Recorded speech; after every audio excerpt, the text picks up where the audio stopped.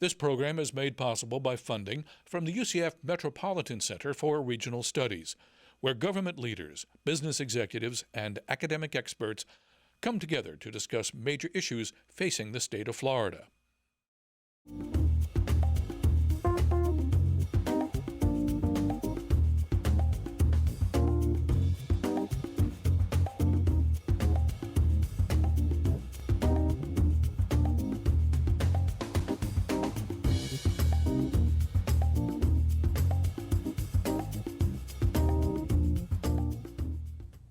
Hello and welcome to UCF Metro Center Election 2012. I'm Diane Trees, Director of the UCF Metropolitan Center for Regional Studies and your host for the evening. This fall, we're bringing you a series of political discussions in an effort to help you decide at the polls. Metro Center Election 2012 is brought to you by WUCF, Central Florida's home for PBS, in collaboration with the League of Women Voters.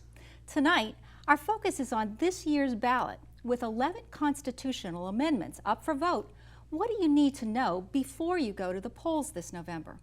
Joining me tonight to discuss the ballot, amendments, and more are Richard Foglesong, a political science professor at Rollins College, and Sara Isaac, a representative of the League of Women Voters of Orange County. Rick and Sara, thank you so much for being here tonight. I'm pleased to be here. So glad to be here. Let's talk about the ballot. It's one of the longest in the history of Florida. What is making it so crowded?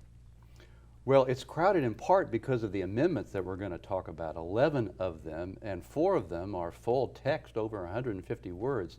It's going to be 6 pages. Of course, that's partly because it's in English and Hispanic, so front and back of 6 pages. I hadn't thought about that with the dual languages and the amendments, and then there's a number of candidate races as well. And there's also some charter amendments as well. So there are 4 local charter amendments and a referendum that voters will be voting on as well. Let me ask you, there is such a thing known as voters fatigue, and when a ballot is lengthy, sometimes they won't check off all the boxes. Do you think that that's going to be an impact for this voters' response for this election? Oh, absolutely. I think there will be fatigue, that a lot of voters won't go all the way to the end and vote on the constitutional amendments. And you know, that could affect the results. Some of these amendments that we're going to talk about have interest group support and opposition. So those voters will be sure to vote for and against, but maybe the vast majority of people who are not so highly motivated won't vote. And Sara? the amendments will be decided by 60% of those who vote on the amendment, so not on the whole electorate. So if just a small number of people do vote on the amendments, those small number of people will decide the results. Again, I hadn't thought about the placement, but you're right. You get weary as you go on, and the amendments are on the last part. A couple other thoughts about possible impacts for the election. If you don't prepare before you go, I'm told that it's 20 to 30 minutes to read through this ballot. If you absentee vote, you still have to put extra postage on the ballot envelope this time. Will those things impact voter response? I think so, but I think there are also options. But before we get into anything else, I would really encourage anybody that is viewing right now to make sure that they're registered to vote, because the registration deadline is fast approaching on Tuesday, October 9th. If you are not registered to vote, you will not be part of this conversation, and it's an important conversation that we're having for our community. So there is still time. The League has created a website called Be Ready to Vote, bereadytovote.org, and people can go on this website. You can check your registration online. You can update your website, you can find your precinct, but you do need to vote. The League will be out again in force this weekend, as we have been, at the Lake Eola Farmers Market. So if you're in Orlando, stop by and we'll get you registered. Well, let me ask you then, there have been some changes made in the voting registration requirement, ID requirement changes made as well. Are these impacting the voters this year? Yes, more than anything else, there has been, there was a attempt at what we call voter suppression, which made it very difficult for third-party organizations such as the League, which has a long history of helping anybody and everybody who's qualified register to vote. So the League did put our registration and other third-party organizations put their registration efforts on hold for more than a year. So when we started in June, we've successfully had a lawsuit, and when we started in June registering, we were 81,000 registrants below where we were in 2004. So we've been working hard to catch up, but we're not there yet. And I think the statistics that Sara cites are very important here to show how this constraint on registration, now overturned by the courts, has retarded the registration efforts with new voters who've moved to this state. And so that will reduce the potential turnout in this race. You know, there's a lot of focus on the so-called problem of impersonation. But if we look at the statistics about that, the U.S. Justice Department between 2002 and 2007 brought 86 cases out of 300 million votes cast during that period of impersonation. And of course, this was before the Obama administration, this in the administration of George W. Bush. And yet here in Florida, we had an effort on the part of the governor and the legislature to address this problem that some think is a non-problem. Now they're saying there were 36 people who voted and shouldn't have. So and it's they have tied a up list a lot of of suspect voters of 196, whereas earlier in the year they said there were 182,000 suspect voters. So big change from one to the other. Looking at some of the voter demographics in the state and what's in some of the amendments, do you expect the population segments that are almost targeted in some of these, do you expect that to bring out more voters? I think that really the presidential race is going to drive most of the people to the polls, and some of the other more controversial or more high profile races. The amendments, there are people, as we mentioned, the people who are supporters and backers will turn out, but I don't think that they will be big numbers. So you don't think that, for instance, like single issue voters that are passionate about one thing may show up, but you don't think that that's the biggest factor here? It's going to be the presidential race more? Well, it will. For example, women are going to be interested in the amendment pertaining to abortion. I think women are already highly motivated in this presidential election year because of the attention to women's issues and issues of reproductive rights. The amendment will give them an added incentive to come, people voting on both sides of the abortion question. I do agree with that, but also women are being targeted by both of the major presidential campaigns because they are an important swing vote. Women went with Obama largely in 2008, and then more GOP is particularly suburban women. However, what women vote on is what the general electorate vote on, which is generally pocketbook issues like the economy and like jobs. There are people who will be brought out by the more targeted interests, but in general, women will be turning out. They tend to vote more, but they'll be voting on those pocketbook middle-class issues. Let's talk about the amendments. When you look at them, the language is very dense, oftentimes unclear. What recommendations would you have for people how do they interpret this? Well, first, you know, there's a backstory here because we did have a rule in Florida that the ballot language was limited to 150 words. But the state legislature has exempted themselves from that requirement. For this election? For this election. And so now their That's language why it's so is much longer. longer. So we have 4 questions that well exceed that limit. Yes. And that's part of what contributes to the length of the ballot. And that's a good point that you make, Rick, which is that every one of the 11 amendments, state constitutional amendments this year, have been brought by the state legislature. These are not citizen initiatives gathered by petitions, but instead are issues that were put on the ballot by Tallahassee. In terms of how to educate yourself about it, I did want to give one more of my props, which is this is the League of Women Voters Florida Election Voter Guide. It is available online at bereadytovote.org. It's also available throughout the in various places throughout the county and on the League of Women Voters of Orange County .org, lwvoc.org website. It contains pros and cons, bipartisan or nonpartisan, pros and cons to really just sort of summarize in it. But I also did want to take this moment to say that the League has studied these issues in depth and came out firmly against all 11 amendments. They are. But your website does list the pros and cons. The website so there's an is objective not right. side The to website that, is objective. Separately, the League's advocacy advocacy wing has voted no on all 11 of the state constitutional amendments. Some of these issues might be something we'd want to discuss as a community, but they don't belong in our governing document. When you talk about the amendments then, so there are ways or resources for people to use, what should people understand about the scope of what an amendment can produce in terms of financial impact? What other elements are you looking at, Rick?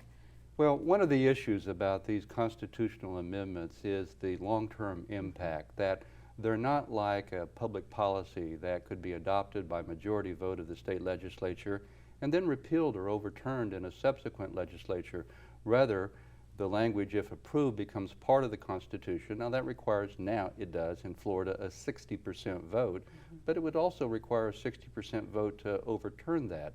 Some of the issues proposed we may talk about concern particular groups of spouses of first responders who've died in the course of duty, and it's hard to be not sympathetic to people in such circumstances. You could nonetheless say that's a special group. And comes the question, do we want to use the Constitution to provide assistance via our tax system to a number of different special groups? Because what happens is piecemeal over time, we create an issue of fairness in our tax structure and make it less difficult to finance local government. So we're actually looking, one of the issues to consider for people to know that you might be setting a precedent by taking something like this into an amendment. Let's talk a little bit about the amendments in general now and go through, starting with Amendment 1, which is the health insurance mandate. Now this one says, Amendment 1 prohibits laws compelling anyone to buy health insurance. Now since the Supreme Court has already upheld the individual mandate on a federal level, what significance does this have for the state? Is there anything here? Sarah? It's essentially a referendum on the Affordable Care Act. It doesn't have any, it won't have any legal impact except that it may put language in our Constitution that is unconstitutional for the U.S. Constitution, which does have a supremacy clause. So it won't have any real impact on our participation in the Affordable Care Act, though it may tie our hands in ways that, that are not helpful. In the future, yes. Putting Rick? it a little bit differently, I think this will confer bragging rights on whichever side prevails. It's an exercise in symbolic politics, and I don't necessarily mean that in a totally disparaging way, because many times politics is about symbols and about values. Let's look at Amendments 2, 9, and 11. If we group those together because they concern tax breaks, specifically homestead exemptions for very specific groups, the disabled vets, the spouses for those killed in the line of duty or first responders, and I believe it's low-income seniors. What happens, again, if all of these would be passed? What's an aggregate effect for loss of income to local governments? Over the first 3 years, there's more than $1 billion of loss of local government income. And so one of the questions, and this is why, as we said before, that taxation issues don't necessarily belong in our governing document. Taxation issues, these are issues that should be brought forth through the legislative process. But what happens is once they're enshrined in the document, they're very difficult. And so while we say these may be groups that we want to support in some way, very worthy, yes. But they are going to, when you give tax break here, there is going to be a tax raise, it's a shift in the tax burden, or a cut in services. So that's not in the amendment. What do you want to cut in order to pay for this? And Rick, I think that addresses your point of what's appropriate to be an amendment, what sets a precedent that perhaps is not going to serve us well for the long term. That's right. Let's look at Amendment 3, and that's the Smart Cap Amendment. I found this a little bit puzzling. The revenue would be limited for what the state can collect, and at the same time it makes it then a little bit tighter for what can be spent. Pros and cons on this? Well, this legislation, or rather this constitutional amendment, is the type of amendment that's being adopted in some other states as well. There's a movement behind it. It's a product of the so-called Taxpayer Bill of Rights, acronym TABOR for that. Colorado famously adopted an amendment like this, but then after 3 years' time decided to suspend it for 5 years. Was it only 3 years? What it seeks to do, in all fairness, on the part of people concerned about government intervention, is to try to restrain the growth of government by limiting funding for government, as opposed to trying to stop particular governmental policies or regulations. So defund the state is sort of the motto of the people advocating for a taxpayer Bill of Rights. Now, on the other hand, it appears that in this recessionary period, according to the Revenue Estimating Conference, that this cap would not have any immediate practical consequence because the cap would be set actually too high to constrain the growth of government spending in the near future. I found it interesting that, as you say, Colorado had passed it, but 20 other states had actually looked at proposals and had not passed it through. Is that another maybe test or a way to look at amendments for our viewers? If you look at some models of perhaps what other states have done or what has happened if other states have passed. I think you can look at Colorado, which found very quickly that the Tabor Amendment, which sounded good, it sounds good in that it's right-sizing government, but in fact what it does is restrain local funding to the extent that Colorado started out about 10th in the nation in terms of their education funding for their students and dropped down into the bottom quartile. And that brought a number of small business people who had originally supported it to support the suspension because it hamstrings governments in a way that does not allow them to move mobily to address the current economic situation, which can change, as we know, so much from one year to the next. Yes, it has changed drastically. Amendment 4. Now this is the Florida Property Tax Amendment. I must have read this a dozen times. I still am not sure. Proponents are saying that the Florida property tax would stabilize property taxes in the state, that would encourage businesses to invest, that would increase job creation, and that would increase personal income. The opposition is saying that the cut for revenue for local governments may be as much as $600 million over a 3-year period. So does the creation of jobs, does that offset the loss of revenues? Diane, this is a fascinating amendment. Am I clear? Well, did I read that right? You are, but the politics behind it are fascinating because the amendment includes a provision for first-time home buyers that would reduce their property taxes for the first 5 years by 50%. Now that's because it's multiple parts to this amendment. You're talking that's about, right, and okay. that's sort of the Trojan horse, and apparently polling indicates that that's a popular provision. But the other part of the constitutional amendment reduces the growth in assessments for non-homestead properties. So here we're talking about the snowbirds with second homes, we're talking about landlords, we're talking about developers. And that's really important, what's happening here, because that's a response to the Save Our Homes legislation or amendment that we adopted 2 decades ago that reduced the growth in tax assessments for homesteaders. And that seemed like a good idea, but what it did at that time was to shift the burden to the snowbirds and to the commercial properties. And now those groups, and especially the Florida Realtors Association advocating for them, they want to right that imbalance. And that's what we get into when we make piecemeal changes in our tax structure to benefit particular groups. We create a fairness issue, and then later on there might be an effort to right that wrong. And when we right that wrong, what we do is to reduce the funding available to our school districts and to our local governments. So this would stimulate first-time home buyers then, but still not, you have the loss in revenue for the local governments. For local government, which is our police and our fire, our roads and our bridges and our schools, and that's something important to remember. Florida is the 4th largest state, but our personal tax burden, measured several different ways, puts us down in the 40s, and 38 states have a higher corporate tax. So we are already a very low tax state. So if there is, again, the question of there is a loss of revenue here, what services do you want cut in order to pay for that, or who else do you want to have pay the difference? So some serious ramifications for this one. Amendment 5, this deals with judicial reform, and the way the amendment is written, it would modify the current structure for the state Supreme Court. Now, proponents for this say it would make an efficient court system, but opposition says that you're altering the balance of power in the 3 branches of government with a tilt towards the legislature. Am I correct in that? I think it's fair to say, without coming down on one side or the other about this legislation, that it would change the balance of power between our 3 branches. Right now, the executive branch, the governor, has the principal say in selecting judges. the legislature would like to right that imbalance and take more power into themselves. I think it's fair to say as well that our legislature's disappointed with the courts. So we have a little tug of war here. A little tug of war, well said. And so they're trying to right that imbalance. In my judgment, there's no good way to select judges because they're supposed to be the independent We could say a lot branch. about that, Rick, but Well, they're supposed to be the independent branch, but if they're selected by politicians and politics creeps in, if they run for election, Yes. still politics creeps in. So there is no good way. There's some ways better than others, I think.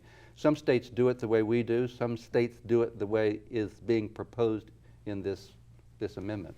let's move on. We still have a number of the really controversial ones coming up. Amendment 6 is on abortion restrictions. Now, currently, federal and state laws prohibit public financing for abortions, but there's a clause in this one that exempts abortions from the privacy clause currently in our state's constitution. What does this mean, and what is the impact here? Sarah?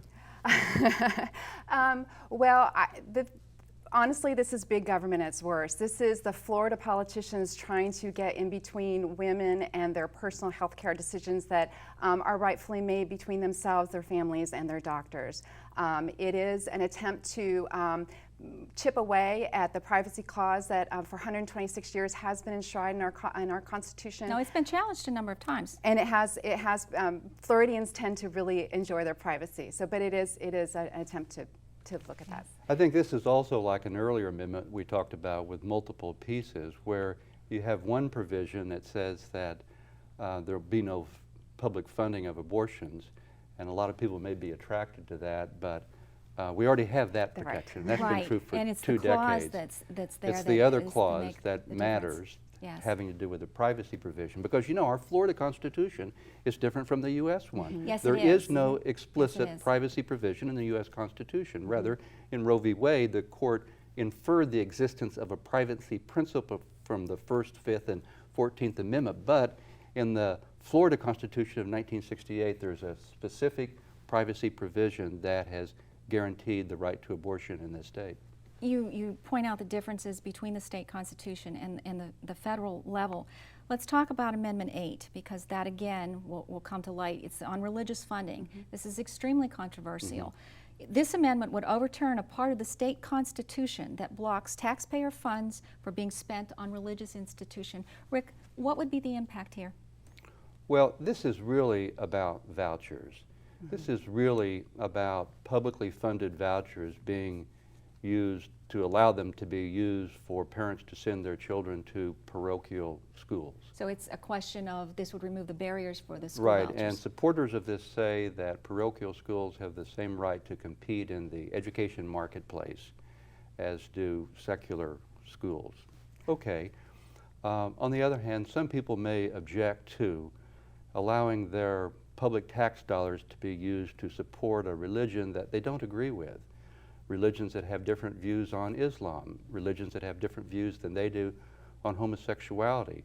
And so opponents to this say, you know, we get along better in America with our diverse religious practices and beliefs if we don't use public funding to support religions. Well, it's the separation of church and state. It is which the separation That's of church and another state. issue involved with this amendment. And it is one of those amendments that it's titled religious freedom, but it is an attempt to allow religious indoctrination in our schools. And it's yet another amendment that would take away funding from our public schools, because those dollars have to come from somewhere. And then currently, it's important to know that currently there is a lot of good work being done by religious institutions in terms of Catholic Charities, for example. Those folks can get funding. The only thing is that they cannot proselytize during that portion of their work. So it doesn't. The state is allowed to fund the good work that's doing. It just doesn't allow the religious indoctrination. We still have 2 amendments that I want to cover with you. Amendment 10 pertains to to businesses actually, and it's an additional exemption on tangible personal property like equipment and furniture. While it would help small businesses, what does it mean in terms of, again, loss of revenue for the local governments, and is this going to be part of an aggregate effect? Again, if you add 2, 4, 9, and 10 together, that's a lot of money that you're talking about. Well, you know, there are 2 arguments for this this constitutional change. One is that in a time of recession, valuable to help business, and the other is that it might help Florida gain more of a comparative advantage in attracting business here. The counter to that is that we already have very low business taxes and regulation in the state of Florida, and this is well recognized in the popular press, so we may not need more comparative advantage than we presently have. Sara, your thoughts on Amendment 12? Let's just move along to that. It's student representation. What is the significance? What struck me, does this belong in as an amendment? I call this FSU's pregnant pig amendment. We all know about the pregnant pigs that are now protected forever in our amendment, in our Constitution. This has to do with the Florida Student Association, which currently elects student body presidents, who then the president of the Florida Student Association Student Council, who is a student body president, has a seat on the governing board. FSU, and I'm a Gator, I'm a Seminole fan, I have a son in his second year there, but FSU doesn't belong to the FSA, they don't want to pay the fees, so they want to mandate in our Constitution that we set up a separate council. So there's already a council in existence, it seems to be working very well for 10 of our 11 universities, so this is probably not something that should be decided in a Constitution. I'll add this. I've looked at the vote on the other amendments, and it was a split vote on a party line. But on this amendment, I think the House voted unanimously, and the Senate voted almost unanimously in favor of putting this on the ballot. What do you think now, as Election Day approaches, what would be your main piece of advice if you had to advise the Central Floridians as they go to the polls? Rick, you first. Oh, I think people really need to study the issues. I know that you're always getting that advice that voters are. In the political advertisements that are being run now, and also on these very difficult to make sense of constitutional amendments, people need independent sources of information, and they're readily available out there by Googling. Multiple sources, yes. Independent sources of information. Sara? And I would suggest that people, again, vote early. Early voting does start on October 27th and continues through November 3rd, so that is a good option where you can have a little bit more time, a little more patience, not face long 20 lines. to 30 minutes in the actual voting booth. Yes, or vote by mail. You can still request a ballot until October 31st, or if you are going to vote on Election Day, which I personally like to do, just fill out your sample ballot ahead of time. Make sure you study the issues, and you can walk into the ballot booth with that, so you know what you're up against, and bring your patience. Thank you so much, both of you, for sharing your thoughts this evening. Thank you so much, Diane. Thank you. That's all we have time for tonight. Thank you for tuning in to Metro Center Election 2012, and thanks to Rick and Sara for joining us. Remember that Election Day is Tuesday, November 6th. To submit a question for a future discussion, visit wucftv.org/election2012. I'm Diane Trees. Thank you for watching.